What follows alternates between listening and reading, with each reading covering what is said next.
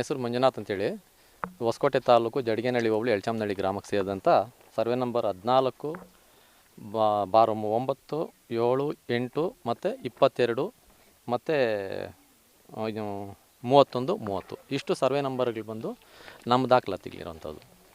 ಈ ದಾಖಲಾತಿಗಳು ಇದು ಆರೋಪ ಮಾಡಿದಾರಲ್ಲ ದಲಿತ ಸಂಘಟನೆ ಅವರು ಬಂದು ಮೊನ್ನೆ ಲಾಸ್ಟ್ ಟೈಮಲ್ಲಿ ಅವರು ಬಂದು ಇದು ಆರೋಪ ಮಾಡಿರುವಂಥ ವಿಚಾರ ಮಾಹಿತಿ ಕೊರತೆ ಇದು ಮಾಡಿದ್ದಾರೆ. ಹಾಗಾಗಿ ಇದು ಮಾಹಿತಿ ಕೊರತೆ ಇರೋದ್ರಿಂದ ಸಂಪೂರ್ಣವಾದಂಥ ಮಾಹಿತಿ ಸಿಕ್ಕಿಲ್ಲ ಅವ್ರಿಗೆ. ಇದು ಆಲ್ರೆಡಿ ಅವರು ಕೋರ್ಟ್ಗೆ ಹಾಕ್ಕೊಂಡಿದ್ರು, ಸುಮಾರು ವರ್ಷಗಳು ಕೋರ್ಟಲ್ಲಿ ನಡೀತು, ಕೋರ್ಟಲ್ಲಿ ಸಹ ನಮಗೆ ಡಿಕ್ಲೇರ್ ಆಗಿ ಬಂತು. ಅದು ಬಂದ ನಂತರ ನಾವು ಫ್ಯಾಮಿಲಿಯವ್ರು ಏನಿದ್ದೀರಿ 6 ಜನ ಎಲ್ಲ ಒಟ್ಟಿಗೆ ಕೂತ್ಕೊಂಡು ಅವ್ರವ್ರ ಭಾಗ ಎಲ್ಲೆಲ್ಲಿ ಬರುತ್ತೋ ಎಲ್ಲ ಡಿವೈಡ್ ಮಾಡಿಕೊಂಡು ಸರ್ಕಾರದ ಆದೇಶದ ಪ್ರಕಾರವಾಗಿ ನಾವು ಅದನ್ನು ಅನುಮತಿ ತಗೊಂಡು ನಾವು ಮಾಡ್ಕೊಂಡಿದ್ದೀವಿ. ಡಿಕ್ಲೇರಿ ಮಾಡ್ಕೊಂಡಿದ್ಮೇಲೆ ಇವರು ಭಾಗ ಬರಬೇಕು, ನಮಗೆ ಭಾಗ ಬರಬೇಕು ಅಂದರೆ ಈ ಕಡೆ ಇರೋ ಜಮೀನು ಅವ್ರಿಗೆ ಆಲ್ರೆಡಿ ಸುಮಾರು 60ನೇ ಇಸ್ವಿಗಿಂತೆ ನಮ್ಮ ಅತ್ತೆ ಅಂದರೆ ದೊಡ್ಡ ಅತ್ತೆ, ಇವ್ರಿಗೆಲ್ಲರಿಗಿಂತ ದೊಡ್ಡ ಅಮ್ಮ ಒಬ್ಬ ಇದ್ದರು, ಮುನಿಯಮ್ಮ ಅಂತ. ಅವ್ರು ತೀರ್ಕೊಂಡಿದ್ದಾರೆ. ಅವ್ರಿಗೆ ಮದುವೆ ಆದಮೇಲೆ ತೀರ್ಕೊಂಡ್ರು, ಒಂದು ಮಗು ಇತ್ತು, ಹೆಣ್ಣು ಮಗು ಇತ್ತು, ಗಂಗಮ್ಮ ಅಂತ. ಅದಾದ ನಂತರ ಅವ್ರಿಗೆ ಅವ್ರ ಅಪ್ಪನಿಗೆ ಅಂದರೆ ನಮ್ಮ ಮಾವ ಅವ್ರಿಗೆ ಅವ್ರು ಆಲ್ರೆಡಿ ಕೊಟ್ಬಿಟ್ಟಿದ್ದೀವಿ. ಅದನ್ನು ಏನು ದಾಖಲಾತಿಗಳು ಯಾರ್ದು ಇಲ್ಲ, ಆಗ ಇದ್ರದ್ದು ಇಲ್ಲ ದಾಖಲಾತಿಗಳು, ಅದ್ರದ್ದು ದಾಖಲಾತಿಗಳಿಲ್ಲ. ದಾಖಲಾತಿ ಇಲ್ಲದೆ ಇರೋ ಕಾರಣದಿಂದ ಎಲ್ಲ ಡಿವೈಡ್ ಮಾಡ್ಕೊಂಡಿದ್ದಾರೆ. ಎಲ್ಲ ಮುಂಚೆ ಹಿಂದಿನ ಕಾಲದಲ್ಲೆಲ್ಲನೂ ಮಾತಲ್ಲೇ ಕುಂತ್ಕೊಂಡು ವ್ಯವಹಾರ ಮಾಡ್ಕೊತಾ ಇದ್ರು. ಈಗೆಲ್ಲ ಪತ್ರಗಳೆಲ್ಲ ಅದು ಬೇಕು ಇದು ಬೇಕಂತಾರೆ. ಹಾಗಾಗಿ ಆ ಕುತ್ಕೊಂಡು ಮಾತಾಡ್ಕೊಂಡು ಅವ್ರೇನು ಮಾಡಿದ್ದಾರೆ, ದೊಡ್ಡವರು ಅದು ಡಿಕ್ಲೇರಿ ಮಾಡಿದ್ದಾರೆ. ಡಿಕ್ಲೇರಿ ಮಾಡಿದ ಮೇಲೆ ಅವರು ಮತ್ತೆ ಆತನ ಇನ್ನೊಂದು ಮದುವೆ ಆದ, ನಮ್ಮ ಮತ್ತೆ ತೀರೋದ್ಮೇಲೆ ಇನ್ನೊಂದು ಮದುವೆ ಆದ ನಂತರ ಆತನೇನು ಮಾಡ್ದ, ಜಮೀನು ಮಾರ್ಕೊಂಡಿದ್ದಾರೆ. ಅವರು 2ನೇ ಹೆಂಡ್ತಿ ಮಕ್ಕಳು ಜಮೀನು ಮಾರ್ಕೊಂಡಿದ್ದಾರೆ.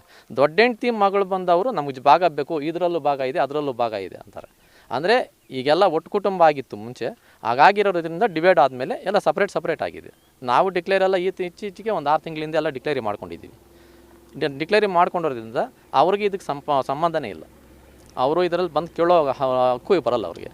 ಹಾಗಾಗಿ ಇದು ದಯವಿಟ್ಟು ಇದನ್ನು ನಮಗೆ ದಾಖಲಾತಿ ಏನಿದೆಯೋ ಅದು ಪ್ರಕಾರವಾಗಿ ನಮಗೆ ಅನುಕೂಲ ಆಗಬೇಕು ಅಂತೇಳಿ ನಾವು ಮನವಿ ಮಾಡ್ತಾಯಿದ್ದೀವಿ. ಸರ್, ಈಗ ಅವ್ರು ಏನು ಹೇಳ್ತಾರೆ ಅಂದರೆ ಒಬ್ಬರೇ ಅನುಭವದಲ್ಲಿದ್ದಾರೆ, ನಮಗೂ ಭಾಗಬೇಕು ಅಂತೇನೋ ಹೇಳಿದ್ದಾರೆ.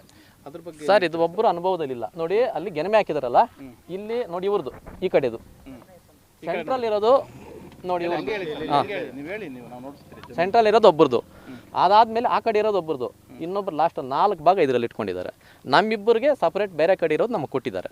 ಕೆರೆ ಕಡೆ ಒಂದು ಸ್ವಲ್ಪ ಇತ್ತು, ಮತ್ತು ಆ ಕಡೆ ಫಾರೆಸ್ಟ್ರ್ ಕಡೆ ಒಂದು ಸ್ವಲ್ಪ ಇತ್ತು. ಅದು ನಮಗೆ ಡಿಕ್ಲೇರ್ ಮಾಡಿದ್ದಾರೆ ನಮ್ಮಿಬ್ಬರಿಗೆ ಅಂತೇಳಿ. ನಾವು ಅದನ್ನು ಡಿಕ್ಲೇರ್ ಮಾಡ್ಕೊಂಡಿದ್ದೀವಿ. ಪತ್ರದ ಮುಖಾಂತರವಾಗಿ ಸರ್ಕಾರದ ಆದೇಶ ಪ್ರಕಾರವಾಗಿ ಏನಿದೆಯೋ ಅದ್ರ ಮುಖಾಂತರವಾಗಿ ನಾವೆಲ್ಲ ಮಾಡ್ಕೊಂಡಿದ್ದೀವಿ. ಇದಕ್ಕೂ ನಮಗೂ ಸಂಬಂಧ ಬರಲ್ಲ. ಇದು ಆಲ್ರೆಡಿ ಕೊಟ್ಬಿಟ್ಟು ಸುಮಾರು ವರ್ಷಗಳಾಗಿದೆ. ನಾವು ನೋಡಿಲ್ಲ, ಇವರು ಚಿಕ್ಕ ಮಕ್ಕಳಿದ್ದಾಗ ಕೊಟ್ಟಿರೋದು. ನಮ್ಮ ಚಿಕ್ಕಪ್ಪ ಅವರೆಲ್ಲ ಚಿಕ್ಕ ಮಕ್ಕಳು, ನಮ್ಮ ತಂದೆಯವರೆಲ್ಲ ಚಿಕ್ಕ ಮಕ್ಕಳಿದ್ದಾಗಲೇ ಆವಾಗಲೇ ಡಿಕ್ಲೇರಿ ಮಾಡ್ಕೊಂಡಿದ್ದಾರೆ. 60 ವರ್ಷದ ಹಿಂದೆ, 60 ವರ್ಷ ಅಲ್ಲ ಸರ್, 60ನೇ ಇಸ್ವಿ ಅಂದರೆ ಯೋಚನೆ ಮಾಡಿ. 65 ವರ್ಷ ಹಿಂದೆ, 65 ವರ್ಷದ ಹಿಂದೆ ಅಂದರೆ ಈಗ ಕೇಳೋದಕ್ಕೂ ಅದಕ್ಕೆ ಸಂಬಂಧ ಬರಲ್ಲ ಸರ್. ಈ ಪೋಡಿ ಎಲ್ಲ ಆಗಿದೆ ಸರ್, ಎಲ್ಲ ಸಪ್ರೇಟ್ ಅವ್ರವ್ರ ಪೋಡಿಗಳಾಗಿದೆ. ಪೋಡಿಗಳಾಗಿ ಅವ್ರ ಹೆಸರುಗಳಲ್ಲಿ ಇದು ಮಾಡಿಕೊಂಡು ರೆಡಿ ಮಾಡ್ಕೊತಾ ಇದ್ದಾರೆ. ಸಂಬಂಧ ಇಲ್ಲ. ಆರೋಪ ಅವ್ರು ಸುಳ್ಳಾರೋಪ ಮಾಡಿ. ಏನಂದರೆ ಈಗ ಮೊನ್ನೆ ಬಂದು 4 ಎಕರೆ ನಮ್ಮ ಅಪ್ಪನ ಹೆಸರಲ್ಲಿ, ವೆಂಕಟರಮಣ ಹೆಸರಲ್ಲಿ ಒಬ್ಬರೇ ಮಾಡ್ಕೊತಾರೆ ಅಂತ ಎಲ್ಲ ಬಂದಿದೆ. ಅದರಲ್ಲಿ ಆಗಿರೋ ಪ್ರಕಾರ ಏನಂದರೆ ಈ 4 ಎಕರೆ ಏನಿದೆಯೋ ಎಲ್ಲ ಅಣ್ಣ ತಮ್ಮದು ಡಿವೈಡ್ ಮಾಡ್ಕೊಂಡು ಆಲ್ರೆಡಿ ವ್ಯವಸಾಯ ಕೂಡ ಮಾಡ್ತಿದ್ದಾರೆ. ಅವ್ರು ಮೊನ್ನೆ ಬಂದೆಲ್ಲ ಸುಳ್ಳು ಆರೋಪ ಮಾಡಿದ್ದಾರೆ. ನಮ್ಮ ದೊಡ್ಡಮ್ಮ ಚಿಕ್ಕಮ್ಮವ್ರೇನು ಮಾತಾಡಿದಾರೋ ಅವ್ರಿಗೂ ಆಸ್ತಿ ಕೊಟ್ಟಿದ್ದೀವಿ, ಬೇರೆ ಕಡೆ ಮಾರ್ಕೊಂಡು ಹೋಗಿದ್ದಾರೆ.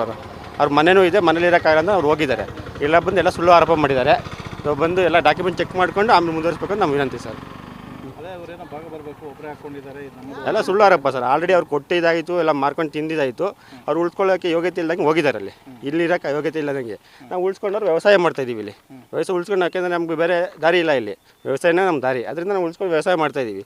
ಆದರೂ ಅವ್ರು ಬಂದು ಸುಳ್ಳು ಆರೋಪ ಮಾಡಿಕೊಂಡು ಮಾರಿರೋದನ್ನು ಮತ್ತೆ ನಮ್ಗೆ ಇನ್ನೊಂದು ಆಸ್ತಿ ಬೇಕು ಅಂತ ಅಕ್ಕಪಕ್ಕದವ್ರು ನಮ್ಮ ಮಾತಿಗೆ ಒಗ್ಗಿ ಬರ್ತಾಯಿದ್ದಾರೆ ಅಷ್ಟೇ ಸರ್. ಅವ್ರಿಗೂ ಜಮೀನು ಯಾವ ಸಂಬಂಧ ಇಲ್ಲ. ಆಲ್ರೆಡಿ ಅವ್ರು ಕೊಟ್ಟಿದ್ದೇ ಆಯಿತು, ಸಪ್ರೇಟು ಮಾಡ್ಕೊಂಡಿದ್ದಾಯಿತು. ಇದೇನಿದೆ ನಮ್ಮ 4 ಜನರು ಸರ್ ಇದು ಆಸ್ತಿ ಒಬ್ಬರ ಸಲ. ಯಾಕೆ ನಮ್ಮ ಅಪ್ಪರ ಸಲ ಏನಿದೆಯೋ ಈಗೆಲ್ಲರೂ ಹಂಚ್ಕೊಂಡಿದ್ದೀವಿ, ಎಲ್ಲ ಡಿವೈಡ್ ಆಗ್ತಿದೆ. ನೆಕ್ಸ್ಟ್ ಪೋಡಿ ಮಾಡಿಸ್ಕೊಂಡು ಎಲ್ಲ ಮಾಡ್ಕೊಂಡು ಹೋಗ್ತೀವಿ ಸರ್ ನಾವು.